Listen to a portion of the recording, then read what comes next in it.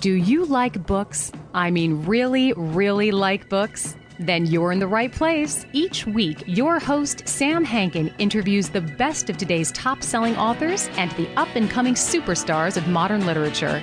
This is The Avid Reader. Here is your host, Sam Hankin. Hi, everybody. Welcome to another edition of The Avid Reader, brought to you by Wellington Square Bookshop. Our guest today is Korynn Newville, author of Indispensable Elements, Calcium.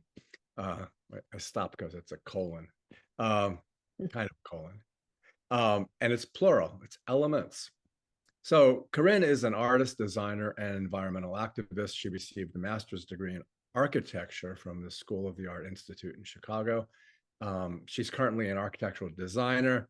She's going to be a licensed architect, and she strives to utilize sustainable building practices in her professional projects, which is part of why Calcium comes into this.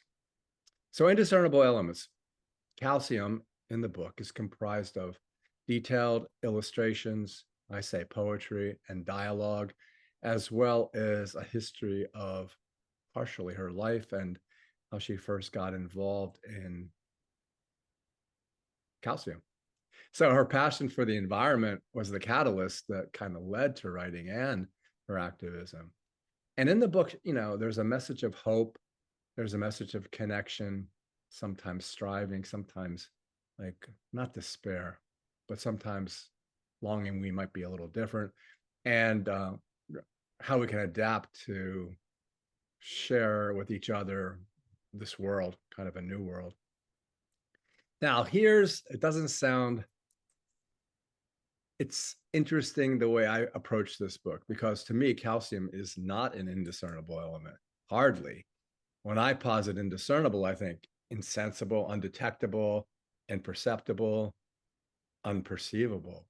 And also calcium is everywhere, from the screech of chalk on my elementary school backboard to one of the 94 discernible natural elements that make up our world.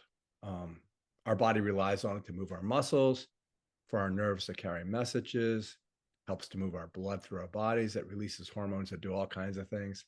It even clots our blood and is the metronome of our heartbeat. I'm actually sitting here with 3 pounds of it on this seat. It's a metal that produces other metals. It even makes cement and mortar. And it's part of cinder blocks, which Korynn is very familiar with, that I used to carry 2 at a time in my construction sites when I worked for my dad at 16. So I actually felt the heft and the reality of calcium. It's part of glass, toothpaste, even acetylene gas. So what's the indiscernible about it?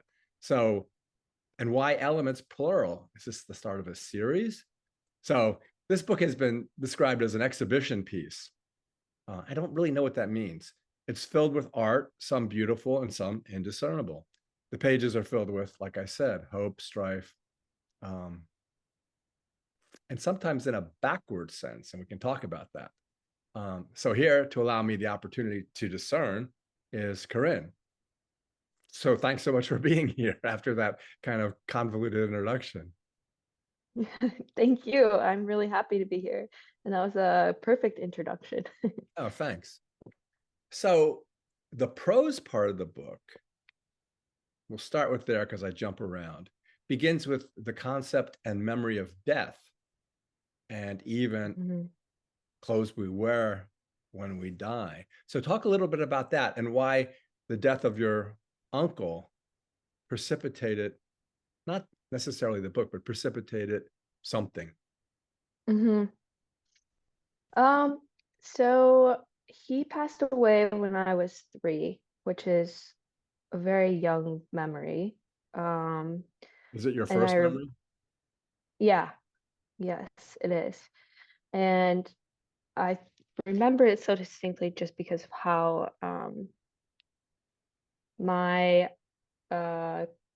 the reaction of my family, because I was staying with them at the time. So I remember my grandparents getting the phone call, and that has always stuck with me. And I've also been at the bedside of 2 different grandparents that have passed away when I was there. And that all happened when I was young too, 7, years old or 9.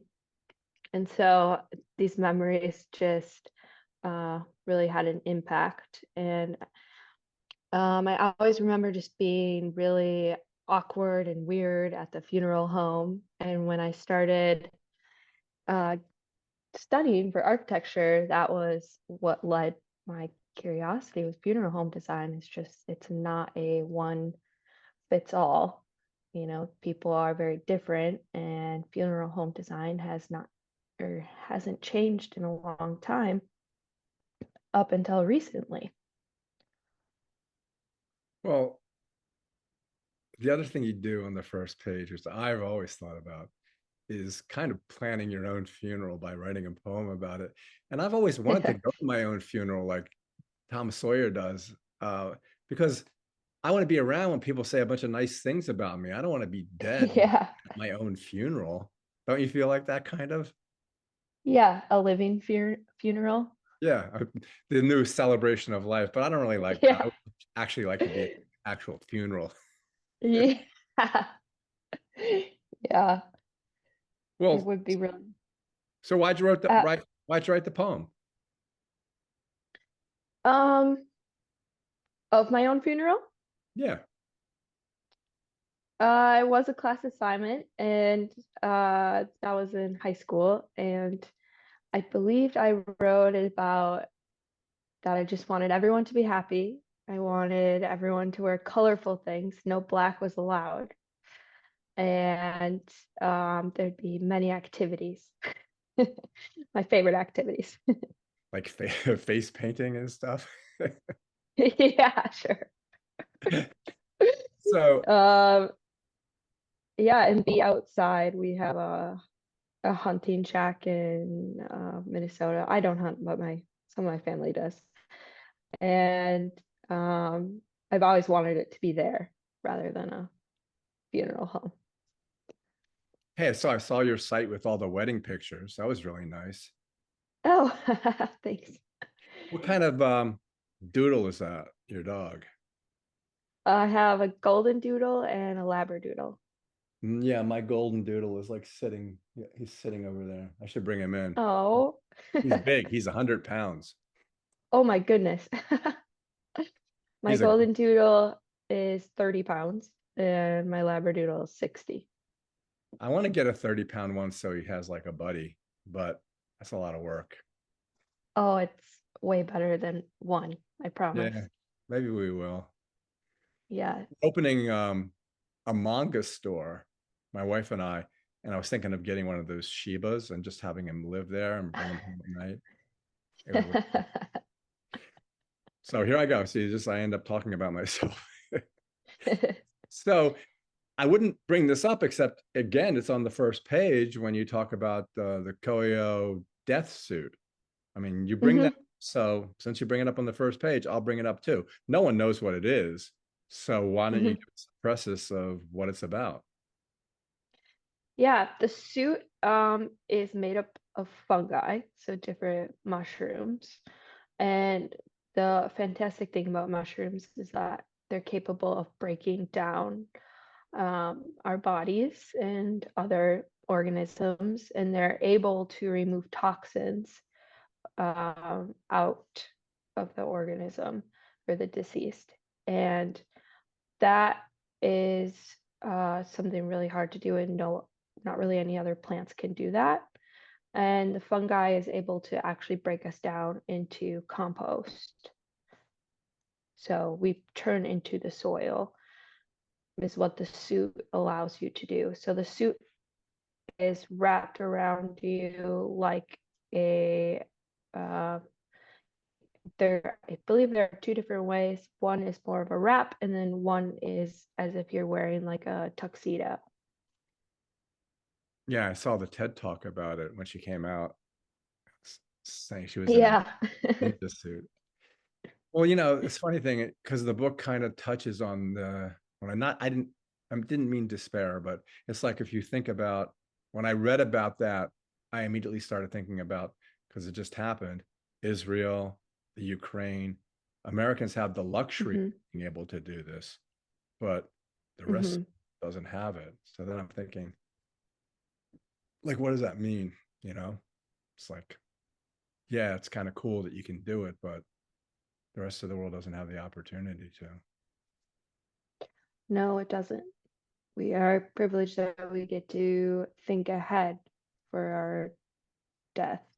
And a lot of people still don't think ahead, which leads to their family, of having to deal with it. But yes, we are very fortunate and privileged to be able to think about how we would like to go out. It's interesting because look, you're really young, I'm really old, and you're already well, it's true. And so I'm in a different position. I have a short leash. I mean, you're a bottle of wine that you got 4 glasses left. I'm a bottle of wine that has like a third of a glass left. It's a it's a completely different outlook. The one thing I find is interesting is as you get older, your fear of your own mortality seems to dissipate. And I don't understand why. Maybe it's hormonal or something. But it's surprising that someone as young as you is already thinking about it. To me, Yeah, anyway. think I think it's just those childhood memories that have stuck with feeling uncomfortable in those situations and seeing the effects of death on a family and what's required for them to do, which shouldn't be the case. I think that translates into what I consider the aspect of poetry in your book, which brings me to the next question, which is, what have we been talking about that has anything to do with calcium?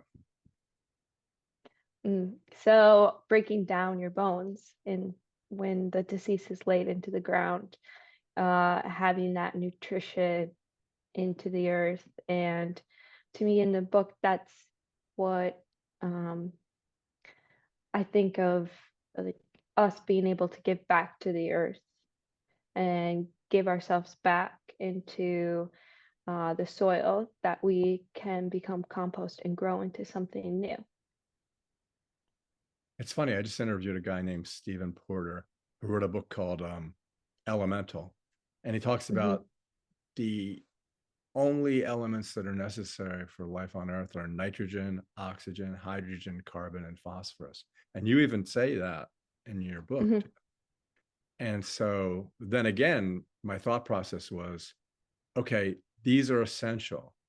And as I said in the introduction, calcium does all kinds of stuff. But how do you separate those two? Because life on Earth is based on those 5. Calcium Mm-hmm. is not one of those. Mm-hmm. Not really a question, but Yeah, that's interesting to think about, though. That would be, if we didn't have it, it would be a much different life. Would we even be here? Would probably, I don't know, maybe not. But calcium is within the Earth's core, so, and has been there obviously forever since it's within the core, um, and is fundamental to our existence. So that would be a completely different life that we would have if we only had those 5 elements. yeah, I know. I kind of like said to him, hey, like when you see science fiction movies, like what if we were silicone based instead of carbon? And he kind of said, yeah. He goes, I can see that. It would be completely different, but it's a possibility. It's just that silicone doesn't interact with everything like carbon does. Yeah, Yeah. I'm just imagining like a bunch of wiggly people. Or glassy, brittle people. Yeah. Yeah. So if and in the second part of the actual narrative aspect of it, you should talk about your thesis advisor and how you actually all of a sudden you went, oh yeah, calcium. Yeah. So the beginning of my thesis, I was in that funeral home design and thinking about how can it be different, what can we change, and the design of cemeteries and how those would look in the future, and it was, I also was just learning about myself during this process, of course, and uh, I had like a left-hand turn was leading to creating a building and a cemetery for my thesis project, which would be much more typical project for an architecture degree. And then my other route to the right was creating more of this abstract story. And I chose to go with the abstract story because um, the other route to the left, we'll call it, I could see the ending. You know, I would create a building and a park and create green space. And I didn't like that I could see the ending to what I was doing. So I decided to go to the right into the unknown and start to dive in there. And that's when I realized that I just needed to start over with my thinking and go back to the basics. And that's when I learned about what happens when the deceased goes into the ground, and you know what is growing out of us and what is changing. And so I broke it down into the elements, and that's when I found the connection with calcium to architecture. Really interesting that, I'm not saying it's an obsession, but you're really passionate about it. And then the other thing you say, kind of like you kind of throw it out there, but you don't say much about it. You go, and yes, I do believe in life after death. Yeah, I But do. then I got, the good thing about a book is like your book, when you close it, you're still thinking about stuff. Some books you just read, like a novel, and you close it. Okay, that was good. But so that's one of the things I thought about. Okay, you're really young, like I said. You've written this book. You really like the idea of creating a space where we can go back to our, like, no pun intended, roots. But what is, okay, tell me your thoughts then, because I have my own, about what happens after our heart stops beating and our brain stops functioning. It's the life after death that I believe in is that we can turn into something new or something else, that life keeps going. So, like the new funeral home in Washington, which is called Recompost, it's your body is turned into compost, meaning your body turns into soil. Your family can come and get your soil and plant you into a tree or a flower or whatever they choose or whatever you choose. And for me, that's what I believe in, is that after part, that uh, we can keep growing with the earth. Okay, well, if that's true, and it's almost like energy being conserved, but if that's true, when I think of life after death, my question, both hopeful and perhaps full of partly dread, is, do you continue to have awareness of your own existence? Do you still have some type of self-consciousness that either melds with the rest of the universe or something like that? I don't think so. Oh.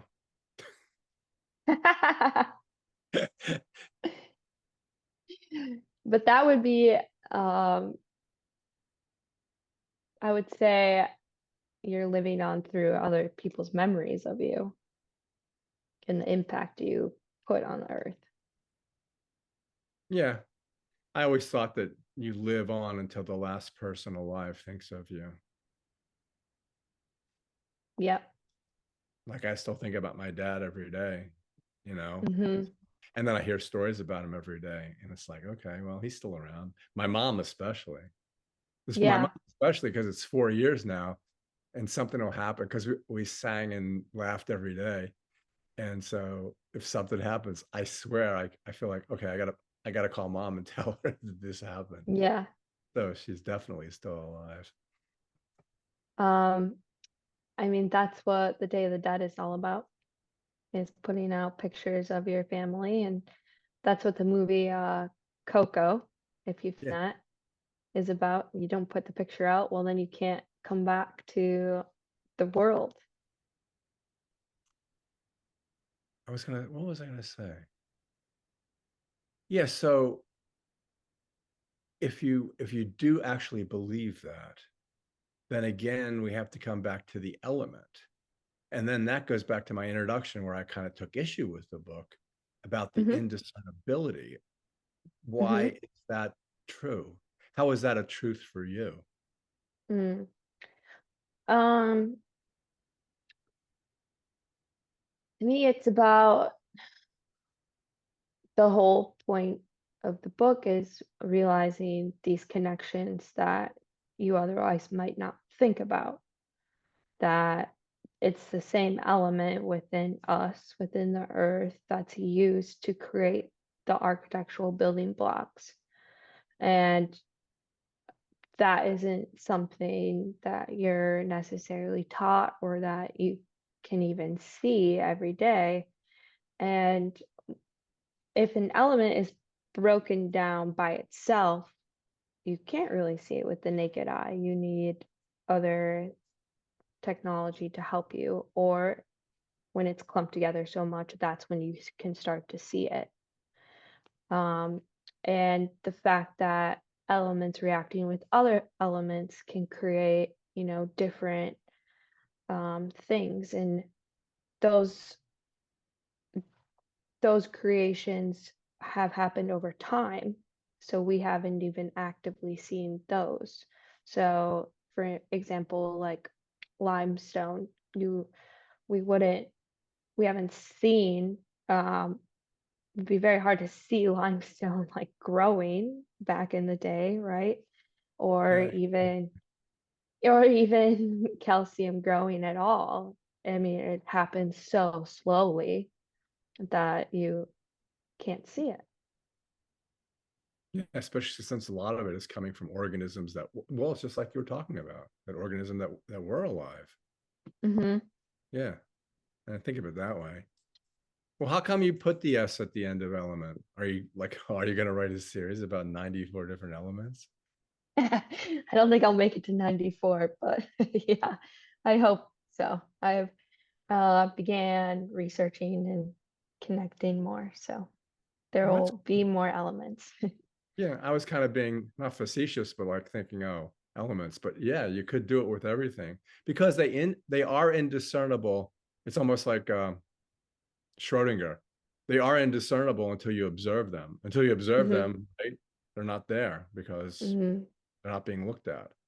Yeah. That's an interesting way of looking at it. So which elements next then? I'm not sure, honestly. I am going through the same process as I did with calcium. Um, it finds me. I don't pick it. Yeah, I can understand that completely.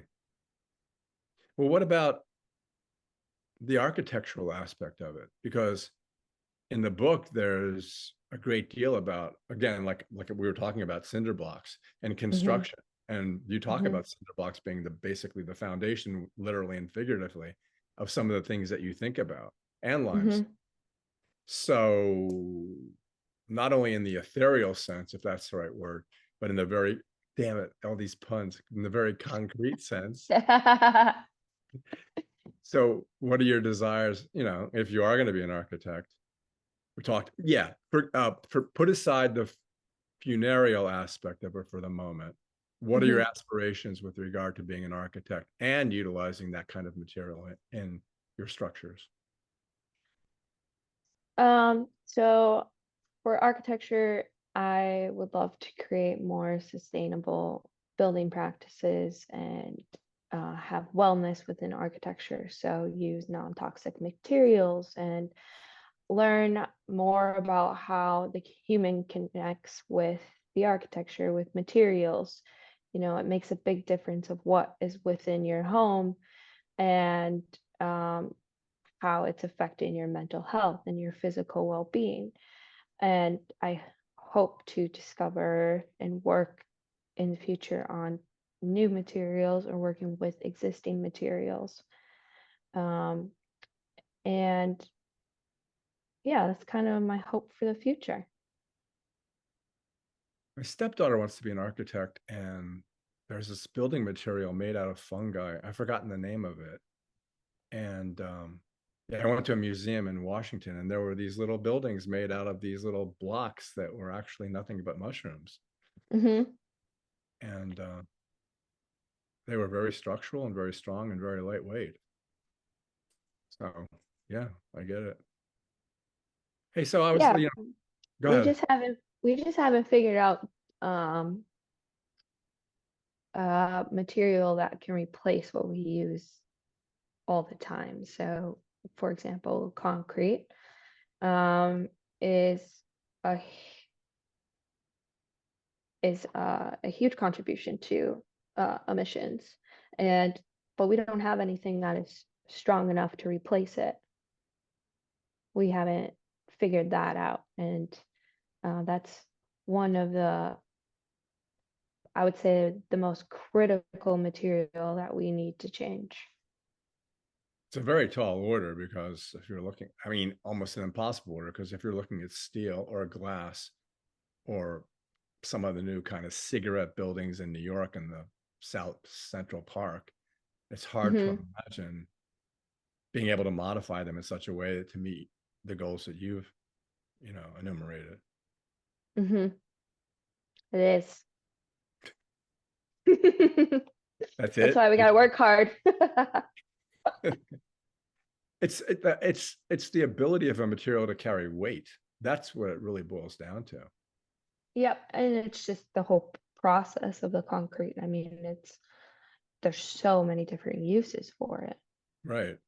and we use it for everything. I mean, it's the foundation to every city, to every home, to, okay, not every home, but most homes, to sidewalks, I mean, it's just everywhere. Yeah, it is. But yeah, it's if you look at materials in general, perfect example is fossil fuel.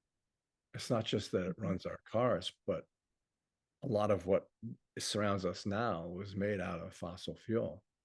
Hmm. Obviously, there's a finite supply of it, but the Paris Accords or new goals, carbon neutral by 2050, which I'm a pessimist and a fatalist, is not going to happen. Um, yeah, what about that? I mean, fossil fuels are just as toxic a material Hmm. as the ones you're talking about too. Hmm. Yeah. It is, but we can't get rid of it right away. I mean, that would be catastrophic for our economy, and that's just the reality of it. Yeah. So 2050 is very far away, but unfortunately, that's what we have to do. Yeah, it's funny. Elon Musk, who I think is the most important man in the world today, even though he's gone completely wacko. Um, I mean, if you just think of the things he's done in this century, like Steve Jobs making a dent in the universe, he says, let's just use it up. After we use it up, we don't have it anymore, and then we'll have to do something else. And there's something to that. But the problem is we will probably have destroyed civilization by then, which is why he wants to be on Mars. But Yeah. but the funny thing about reading the book is I expected to open it up and just see words, and Mm, it said exhibition piece, and then even more, which brought it home. First, I downloaded it to my iPhone, mm. and then I looked at it and I go, I can't see this. and No. And then I looked at my iPad and I still decided I couldn't see it. Finally, I went to my computer and to Amazon, to content and devices. And then all of a sudden, oh, wow, this is really cool. Yeah. Because I didn't have a hard Yeah. copy of the book. It definitely should be seen on a computer or a hard copy. Yeah, the drawings are very detail oriented, and that's actually what was developed first. The writing came after. Yeah. That's the way I felt about it too. So what about the drawings? What about the drawings? What about the photographs? What about the idea that you almost like chalk on a blackboard, and then you turn to the next page and it's the reverse, like when you turn a page in a Kindle book? Mm-hmm. So the white background of the pages is my voice, and when it switches over to calcium, that's when the pages turn black. And those are mimicking, chalk on a blackboard or X-rays. That's where the drawings really derived from. And the whole play in the book is between this fiction and nonfiction aspect of, you know, I wanted to keep it in the real realm with the nonfiction part. And that's where the buildings you see in the book are actual buildings that were during the brutalist era of architecture that have since been torn down. And so everything in there is researched and has a backbone, we'll say. And Right. and the fiction aspect is what connects everything and tells the story. It's funny, some of the pieces in the book, the ones that are really intricate, they remind me of that Spanish guy Cajal, who did these incredibly detailed images of neurons in the brain and the connections between them. But then you go, okay, what is this supposed to mean?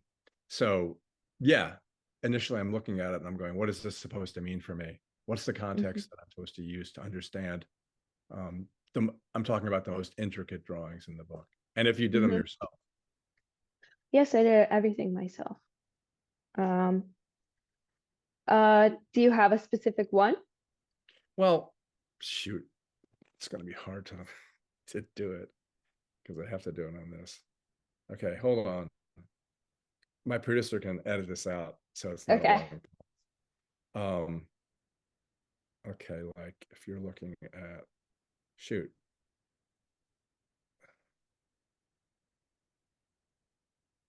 Oh, I know why it's doing this, because I'm at the end. I gotta go to the beginning.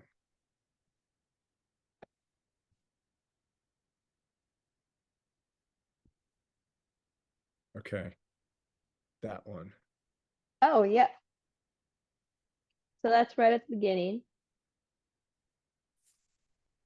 Yeah, hold up the book, because that's what sells books, and that's what we're trying to do. So here, it's not very. That's not bad. Clean. Okay. Hold up the cover first. Cover, Indiscernible Elements, Calcium. And beginning of the book starts with this drawing. And this is, I wanted it to feel like it was moving. So my inspiration for these first pages is like a movie film strip. I'm always really inspired by like the Pixar film strips. Before they actually create the movie, they do these like storytelling film strips, and they're just beautiful. Like, they're really incredible artists. And so this is supposed to be like a depiction of calcium growing. And then we get into, at first you're barely able to see it. And then it starts to grow, grow, grow. And this is the creation of calcium, what it could look like. Yeah, it's interesting that you mentioned Pixar, because I would say it's a very cinematic book, but you're not going to get option because there's no characters that can play Yeah. the parts. No, not yet. Just kidding. Well, it's funny because Maybe your skeleton can. Dan. did you read the review that said it's an exhibition piece? Because what does that even mean? I always think of those. Yeah, I did. I was going to say, I always think of those big books by Taschen that actually have their own table. Mm-hmm. You open them up and it's just this gigantic book that costs $3,000. That's what I think of as an exhibition piece. Mm-hmm. I mean, that's the dream. That would be Um, cool. um, yeah, I think it's true. I don't think it will hit every audience, and I'm okay with that. I didn't make the book for everyone to like it. I understand that it's different, and to me, an exhibition piece is actually a high compliment because um, I hope to one day, have artwork within museums and um, help document this history we're going through. Yeah, you could easily see these images being put on a wall in a gallery, either a larger size or I don't know. It's interesting. Would you consider them in a glossy sense? Would you ever consider Mm, doing them in a glossy sense? mm. Um, for calcium, Yeah. no, not for calcium because it's so uh I mean even limestone, right? You can like rub it off, soft. But maybe for a different element in the future, I could see, I Yeah, don't know which one. I can see calcium as only being matte, a matte finish Mm-hmm. because of its permeability. But it is a metal, even though it's not fun Mm-hmm. to think about.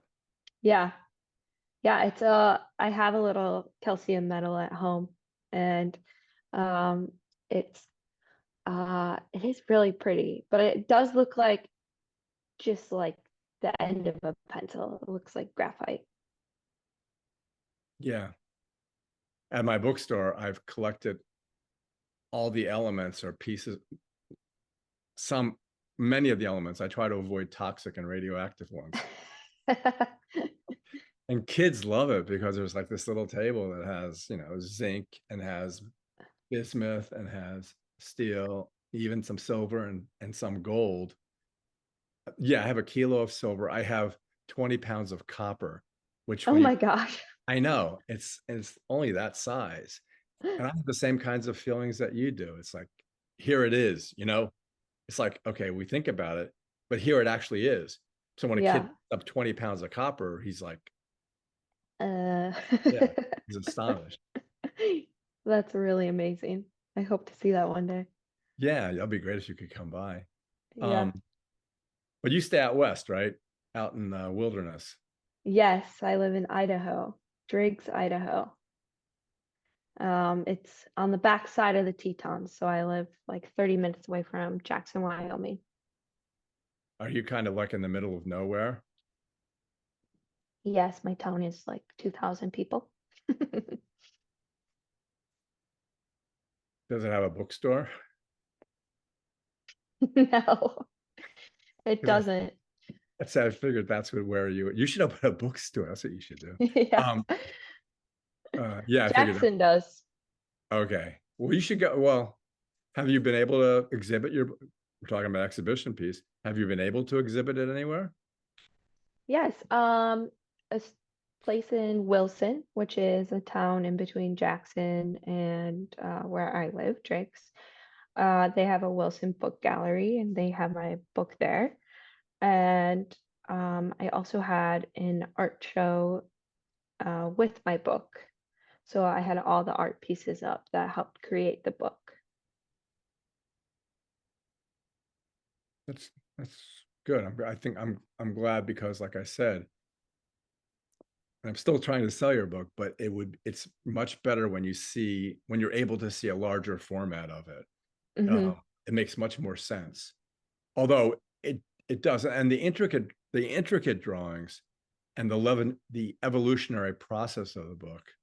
Hmm. Um, if you understand it, if you begin to understand what you're talking about, it is very delightful. But then it's funny because, and even the font is funny because like 2/3 of the way through the book, you all of a sudden, and you're kind of surprised, right? There, I was kind of surprised. You go through it and all of a sudden, oh, here's a story. And here's the story about Mm, the author. It's yeah. biographical. Yeah. I kept going back and forth whether or not to include that part. But I decided to include it because I hope that if someone wants to research and discover something new, they can read it and hopefully get inspired to do so. Or understand that it's not an idea that just um, happened overnight. I mean, this all started in 2017. So um, I thought it was important for people to also know that it, had a lot of work behind it. Wow. In 2017, you were just a kid. How old were you when you started thinking about it? uh, let's It's see. 6 years ago. I'm 30 now, so it's 20, 20 something. 20. It's always funny when authors tell me, some authors, like, there's a couple of them I know really well. This guy named Paul Harding, who wrote this Pulitzer Prize winning book called Tinkers. He likes to write, or there's another guy who write them in like 6 weeks. And then there's somebody, Oh my God. right. And there's somebody else that goes, yeah, I've spent 10 years on this. And it's different, and you're not, when you read it, you don't see that time. That's also Yeah, interesting too, isn't it? You don't see the time. yeah. And that's something like in architecture school, I always really liked about it is that um sometimes, not all the time, but sometimes teachers or professors really encouraged you to put up the process work because it can show when decisions were made. And, sometimes you forget how you got there. And that's a way to understand and know, what hoops did you jump to get to this final piece.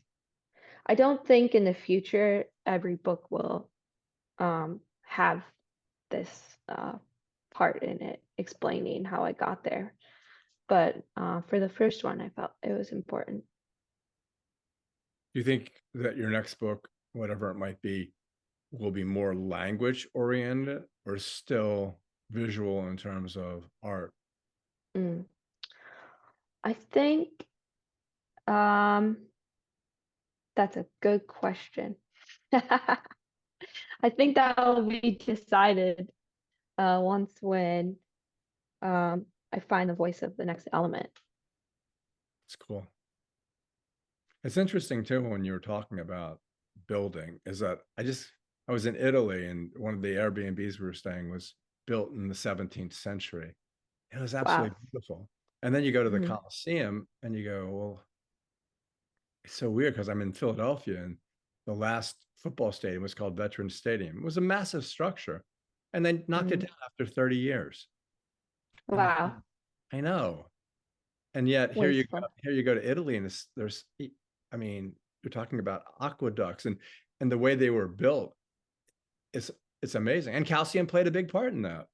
Oh yeah, big time. Yeah.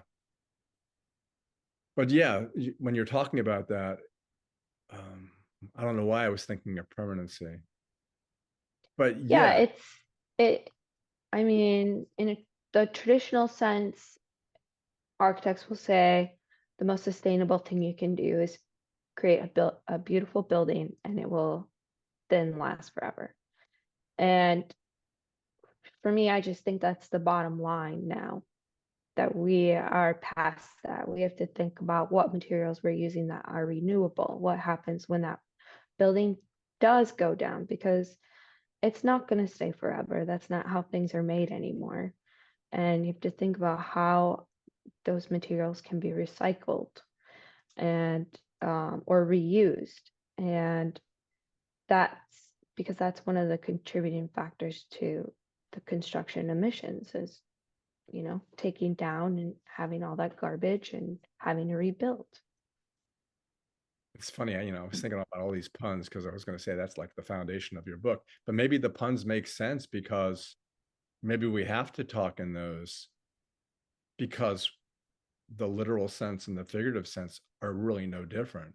It's just Mm, you're talking about language versus structure, mm. and language has structure, you know? Yeah. Yeah, it's like talking about the building having a skeleton, that's the framing and yeah.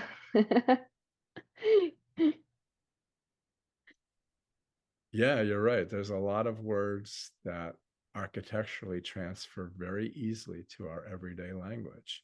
But Hmm. where I was going was, you can look at the book it's good because you came at it from different angles. You know, you towards the end, you're talking about your life and how it was structured. Then you're talking about the architecture of not only your life, but what you want to do. And then you're talking about calcium. And you can come at it three at least, because I can't think of any more, but there are more. You can come at least three different ways.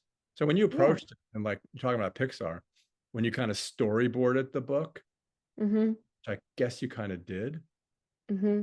how did you decide that you were going to come at it that way, not only architecturally, but biographically and with regard to the element itself and the art? Um, yeah, so I started first with um going through the feelings of what happens when someone you're close to passes away. So I started understanding the roller coaster of grief. And I wanted the storyline to represent that because of connecting it with how our planet is changing.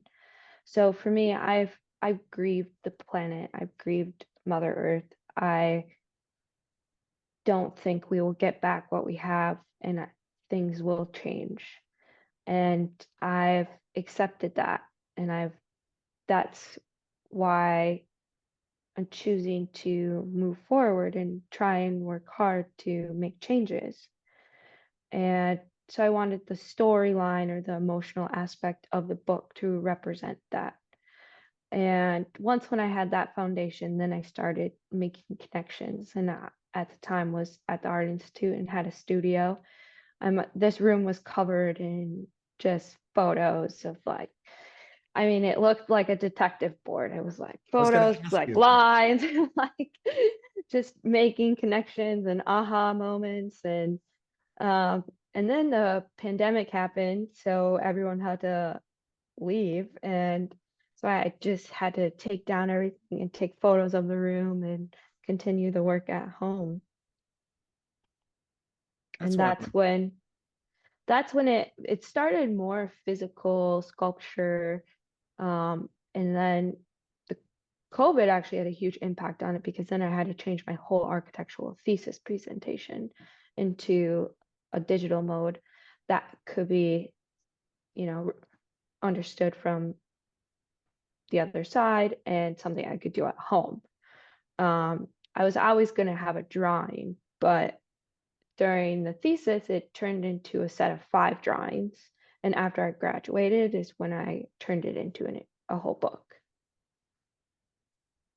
I was hesitant about using the word despair in the introduction, but you just made a statement about you don't think it's going to change and you're not almost not optimistic. Then why strive yourself to make the changes you're going to make, which are kind of relatively small with regard to the master plan?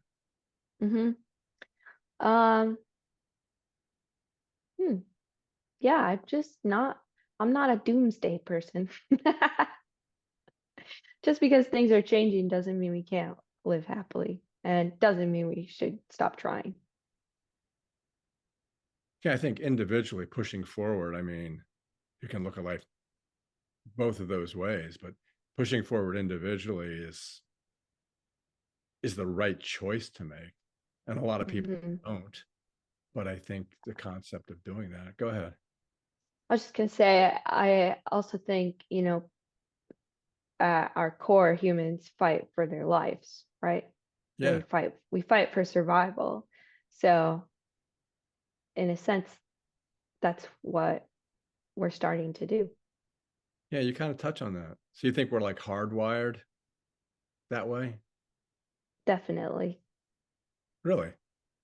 to fight for your home and fight for your life, have fear. I mean, I still fear dying, even though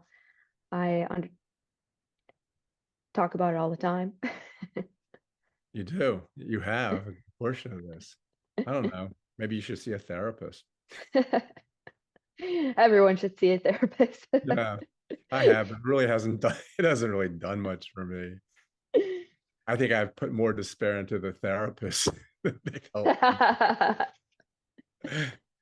Well, this has been wonderful. I really enjoyed talking to you. I was a little nervous at the outset because most of the books I interview are either novels or neuroscience about the seat of human consciousness, and it's just lots and lots of words. I've never honestly, I've done 1,000 interviews, and I've never honestly approached a book from the visual.